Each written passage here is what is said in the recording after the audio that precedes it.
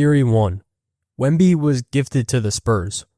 So it's May 16th, 2023, and this dude, Mark Tatum, if you're a fan of a not very good basketball team, you know exactly who he is. There's a 99% chance he's going to ruin your random Tuesday night by telling you your team fell 12 spots in the draft. But the thing is, this isn't just a regular draft lottery. Whoever gets the first pick in the draft this year gets the best prospect since LeBron James.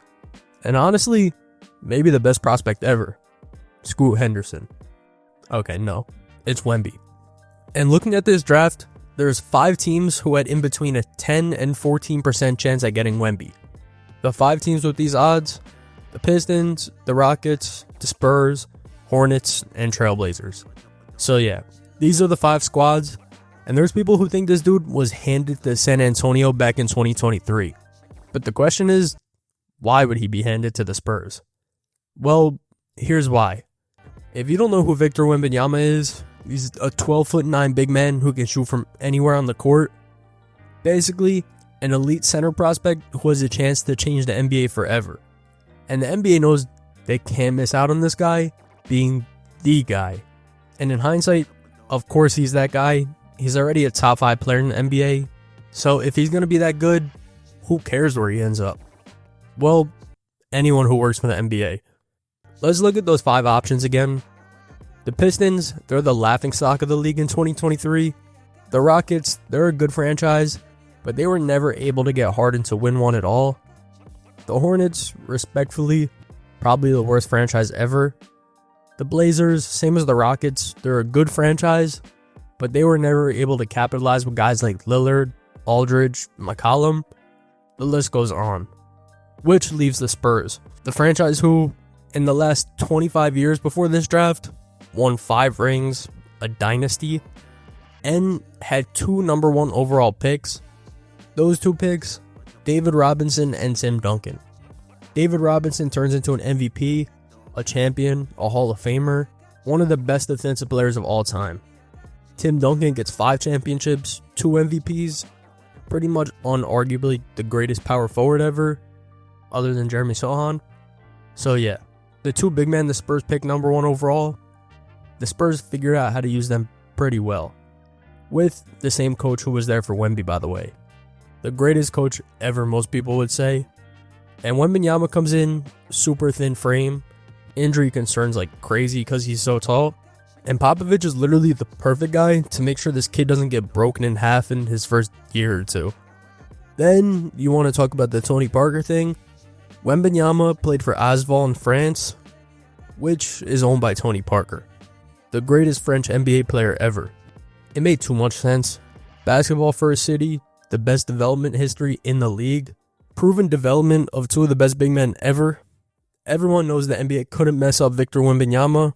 He was the best big man prospect ever. So the NBA sent him to the one spot with a pretty decent track record of developing big men.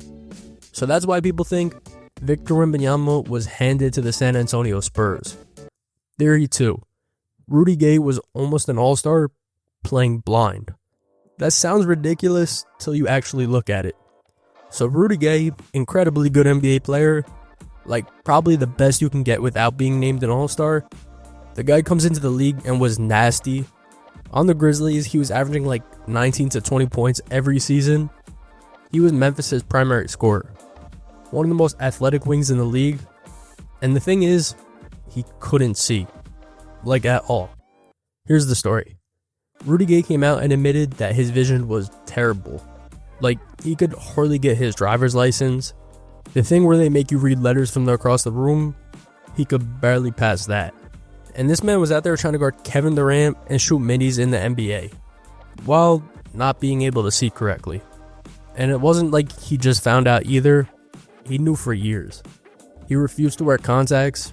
He tried goggles during games, but that just wasn't working either. So he just played blind for years. And then finally, in 2013, he gets surgery. And he's finally able to see like a normal human being again. But then, here's where people started really looking at it. Because Rudy Gay, his one flaw was always his inefficiency. He shot 41% from the field in 2012-2013. To start the 2013 season, he was shooting 39% from the field. Then right here, that's where Rudy Gay gets his surgery. Then instantly, 48% from the field, 46, a consistent 46 to 47. Then a couple years later, this guy shoots 50% from the field. Somebody who always dealt with efficiency problems. He shot higher from 3 this season than he did from the entire field here. So yeah, basically, if this guy could see, his entire career could have been different. Averaging nearly a 20 piece while being blind, in one of the hardest eras to score in the West, and his biggest weakness was his shooting efficiency. One of the strangest what ifs in NBA history. And it's almost not even a theory, the man told us himself. But next theory. Theory 3, the NBA set up the 1993 NBA Finals. So the 93 Finals, kinda a forgotten one, but at the time, it was peak. Chicago Bulls versus Phoenix Suns, Michael Jordan versus Charles Barkley. Okay, so 1993, Michael Jordan already won back-to-back championships, back-to-back Finals MVPs, 7 straight scoring titles. He just came off the Dream Team, where him and the team destroyed every country on Earth. The NBA is at its absolute peak, and it's all really because of this one guy. So now it's 1993, and the NBA needs a new guy for Jordan to play in the finals, and out of nowhere, Charles Barkley forces his way out of Philly. He lands in Phoenix, and immediately, he wins MVP. He leads the Suns to 62 wins, the best record in basketball, and the Suns got a brand new arena, they got new uniforms, they're the flashiest franchise in the league overnight. And then on top of that, you got the Dream Team factor. I can't show Team USA footage because the Olympics committee will come to my house and tap my jaw. I don't know why the Olympics doesn't let you use footage. But anyways, Jordan and Barkley were the two personalities on that team. Barkley led the team in scoring. He became one of the most famous athletes on the planet overnight. And then we get to June 1993. The NBA MVP is announced. Michael Jordan's coming off back-to-back MVPs. And here he finishes third in voting. Barkley finished first. And you know MJ took that personally. Although you could tell Michael Jordan to have a good day and he'll take it personally. Shout out Hakeem though, just chilling here in the middle. Also, shout out Brad Daughtry getting MVP votes that year. Can't get more random than that. But yeah, that's just one of the reasons people think the NBA rigged it for this finals. Then in the ECF, the Knicks vs Bulls, the Knicks are up 2-0, and Chicago wins 4 straight. And Knicks fans to this day believe the officiating there completely flipped. Game 5, the Knicks get 18 free throws, the Bulls get 33. And then, also in Game 5, this play happened. Charles Smith had 4 layups to try and win it. A lot of people think he was hacked the whole time and there was just no foul called. Now, I don't know about that, but that is a theory people have. The NBA let it play and the Bulls advanced. Then out west, Suns vs Sonics Game 7, Phoenix gets 64 free throw attempts. Seattle gets 36. 3 Sonics fell out, and Seattle fans were furious. Barkley got 22 free throws alone, Kevin Johnson got 16. Them two alone combined for more free throw attempts than the Sonics. People thought that the league just used its refs to make sure Barkley got to the finals, and then the NBA gets the finals matchup they want. Their 2 biggest stars, the team going for the 3-peat versus the new, fun, flashy team, and the series ended up being the highest rated NBA Finals in NBC history at the time. Jordan averages 41 points a game, Barkley plays great but loses. Game 2, Jordan and Barkley both go for 41 apiece. A game winner in the final from the Bulls. It all just seemed too right. So yeah, people think this finals was manufactured to get MJ and his budding rival into the finals together. The guy that stole the MVP from him that year. Theory 4. Kyrie was snubbed off the 75th anniversary team because of how controversial he is. So back in 2021, the NBA is turning 75 years old, and to celebrate, the NBA made a list. The list was the 75 greatest players ever, and they had a whole ceremony or whatever. You remember it. But then people look at the list and start notice some people are missing. And the one guy whose name kept coming up in the list of snubs, Kyrie Irving. Let's just look at Kyrie's resume in 2021. NBA champion, Olympic gold medalist, 7-time All-Star, 3-time All-NBA, member of the 50-40-90 club. His career averages of over 20 points and 5 assists. And oh yeah, he made the biggest shot in NBA history. Game 7, 2016 Finals to win the championship. And then he doesn't make the NBA 75th list. LeBron posted that he should have made it. Andre Iguodala, he comes out and says Kyrie's top 20. I don't know about all that, but he thought Kyrie should have been top 75. The Nets literally posted a congratulations to Kyrie for making the top 75, which they had to delete, and people went crazy because that means either the Nets had advanced info that Kyrie made it and the NBA changed the list last minute, or somebody internally expected Kyrie to be on it. Then after the list comes out, ESPN posted an article talking about the list. One of the sections was which player left off the list was the biggest snub. Kyrie was literally the image they used. 2 of the 5 voters picked Kyrie as their biggest snub, and to make it even worse, the NBA 75 list actually has 76 players on it. So the NBA 76 list, still no Kyrie. Now why do people believe Kyrie didn't make it? Well, he's one of the most controversial players ever. Especially the exact moment this list was announced, Kyrie was the face of the NBA vaccine controversy. He refused the COVID vaccine, and New York mandates prevented him from playing home games. The Nets banned him from all team activities. He was on the news every single day for everything except basketball. And the voters were media members, coaches, executives, people who would watch Kyrie skip media obligations. They watched him cause drama in Cleveland, in Boston, post controversial things on social media that got him suspended. He even pushed flat earth theories. His nickname on Basketball Reference is literally World Be Flat. So yeah, people thought he was snubbed from the list because of all these controversies. Then he said it himself. I'll leave it to the conspiracy theorist. I think I was on that list. So yeah, it was tough for the NBA to market Kyrie at the time in 2021. And for that reason, a lot of people believe Kyrie was removed from the NBA top 75 list. But that reminds me, this video is presented by PrizePicks, America's #1 sports pick app. And I've actually got a pick I'm rolling with right now. With the Knicks now in the NBA Finals, I took Jalen Brunson to win NBA Finals MVP. I put $26.68 on it for a chance to win $92. That's a 3.44 times payout. And honestly, this isn't just random. Jalen Brunson has been one of the biggest reasons the Knicks made it this far. If the Knicks win the finals, there's a very real chance voters reward the player who's been their offensive engine this entire postseason. And that's why I like this spot on PrizePicks. It's simple.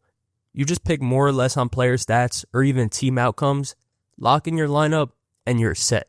I'll be posting more of my lineups on there too, so if you want to tell what I'm doing, make sure to follow me in the app so you don't miss anything. And if you've never tried it before, now's the best time.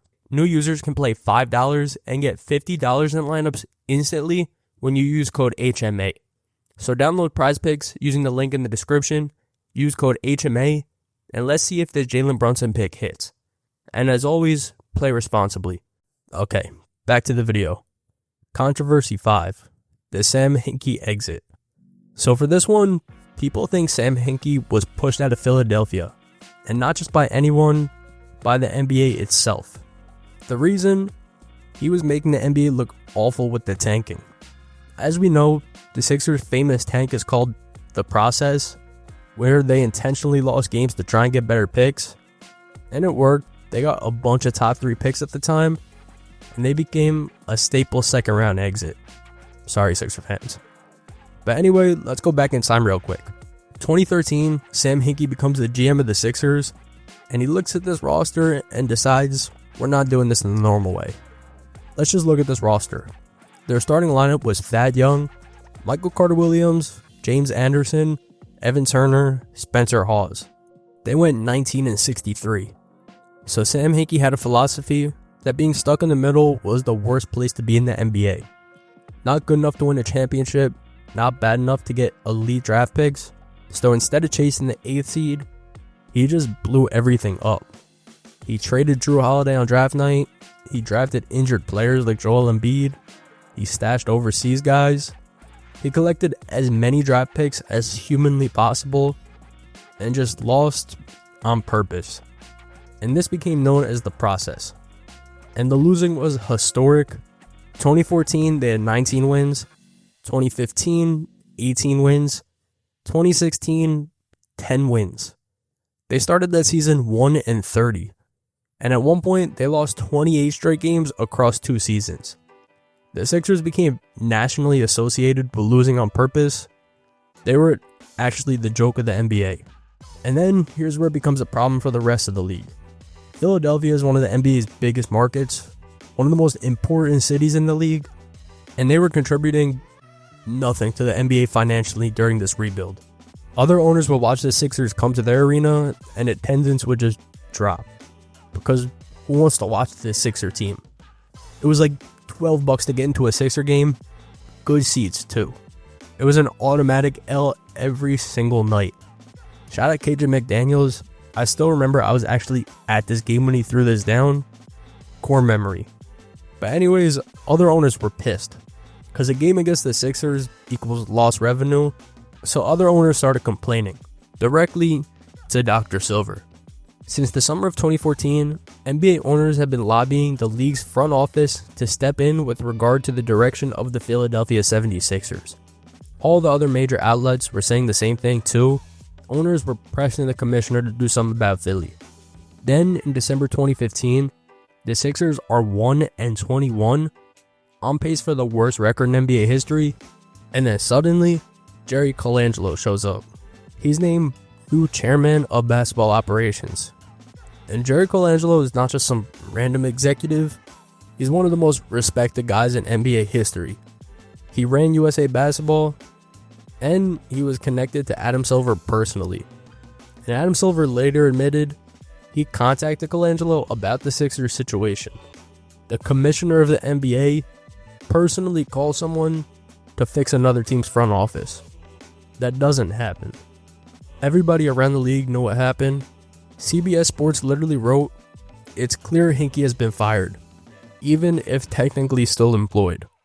Then, April 2016, Hinkie resigns. And honestly, the letter he wrote is kinda sad. Given all the changes to our organization, I no longer have the confidence that I can make good decisions on behalf of investors in the Sixers. So I should step down, and I have. Why is that low-key sad? Then immediately after he resigns, Jerry Colangelo's son, Brian Colangelo, he gets named the new GM. Then a couple years ago, Joel Embiid said Sam Hinkie was forced out, and it really wraps it all up. That's why people believe the NBA forced Sam Hinkie out, because the process was making the league look terrible. Theory 6. The 2007 Suns-Spurs series rig. So 2007 Western Conference semifinals, Phoenix Suns vs San Antonio Spurs, and the Suns at this point are one of the most exciting teams in NBA history. Steve Nash, Amari Stoudemire, Sean Marion, Mike D'Antoni 7 seconds or less offense. They finished 61-21, the best offensive rating in the league. And a lot of people believe this is the only team that can take the Spurs down. Then Game 4 happens, and Robert Horry, who's playing for the Spurs here, absolutely annihilates Steve Nash into the scorer's table, just runs him over. And during the altercation, Amari Stoudemire and Boris Diaw, they take a few steps off the bench. They didn't rush the court, they didn't throw punches, they took a few steps. And the NBA suspends both of them for Game 5.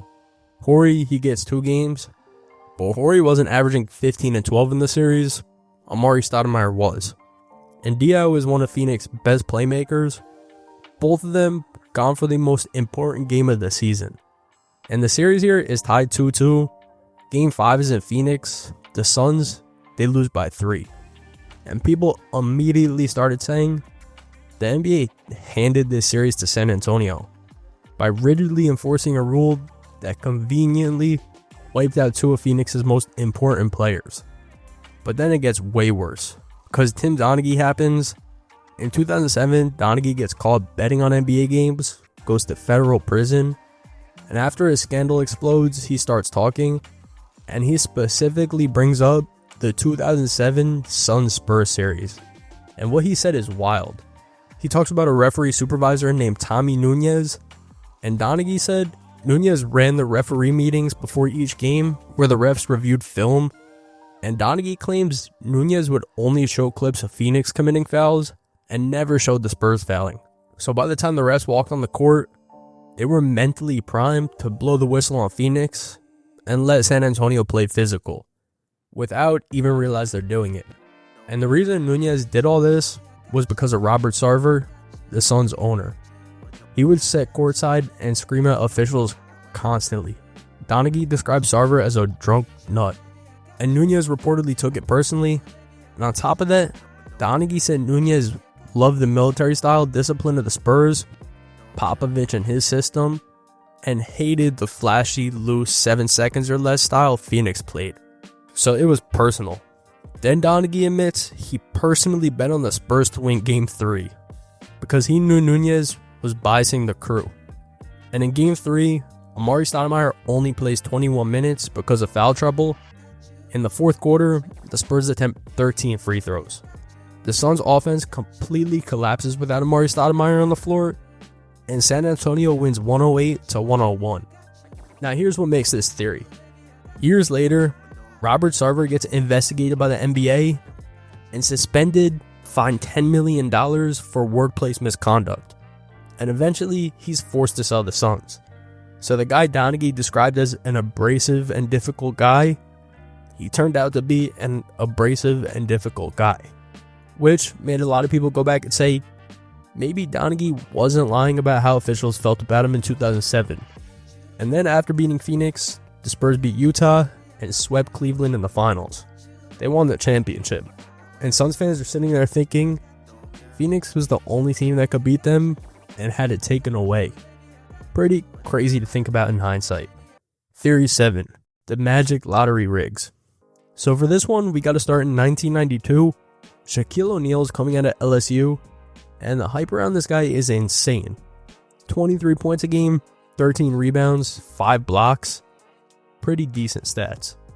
He's physically the most overwhelming prospect anyone ever seen, and the timing could not have been worse for the league. Magic Johnson just retired, Larry Bird retired, Michael Jordan's getting older. The NBA desperately needs its next superstar, and Shaq looks exactly like that guy. So now it's lottery time, and the team with the worst record, the Minnesota Timberwolves at 15-67, they have the best odds. The team with the second best odds, the Orlando Magic. They finished 21-61. So the Magic do have the second best odds, so it's not that suspicious. Till a couple years later, Shaq tells a story. Before the lottery, David Stern pulls him aside privately and asks him, "You want to play somewhere hot or somewhere cold?" And Shaq says hot, and Stern just smiles and walks away. And then Orlando wins the lottery. Florida is pretty hot, by the way. Minnesota is not hot, by the way. But yeah, this is a story told by Shaq himself. And on top of all this, the Magic were only 2 years old at this point. They were a brand new franchise. The NBA had to get them their guy. Then the very next year, 1993, Orlando has one ping pong ball at a 66 in the machine, a 1.52% chance, and they win again. Back-to-back lotteries as a 3-year-old expansion franchise. And this time they used a pick to get Penny Hardaway. So now the NBA has Shaq and Penny in Orlando, one of the most exciting young duos in the league, built entirely through 2 draft lottery wins. Back to back. A dynamic point guard and a dynamic center. And the Magic are just a fun, flashy franchise. Why would the NBA not want them to be good?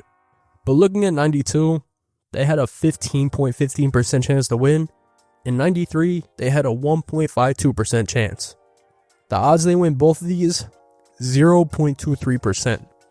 A 1 in 434 chance. Ridiculous.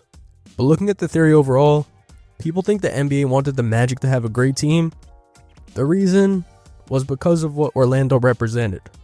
Tourism, Disney World, warm weather, international visitors, a rapid population growth in the 90s, and the NBA was trying to go global in the early 90s. And a gigantic, charismatic superstar in that tourism city with a gigantic famous mouse, you couldn't market any better than that. A much better business outcome than burying Shaq in Minnesota in January, where it's cold and nobody's watching. And it worked perfectly. Shaq wins Rookie of the Year. Orlando goes from 21 wins to 41 immediately. Attendance explodes. And the Magic reached the finals by 1995. In 6 years, a brand new expansion franchise goes from nothing to the NBA Finals, built around 2 lottery wins with a combined odds of almost 0. So yeah, that's why people think it was rigged. But if you guys enjoyed this, I would genuinely appreciate if you could subscribe. It's truly the only thing that lets me know you guys want me to keep posting on here. Thank you for watching.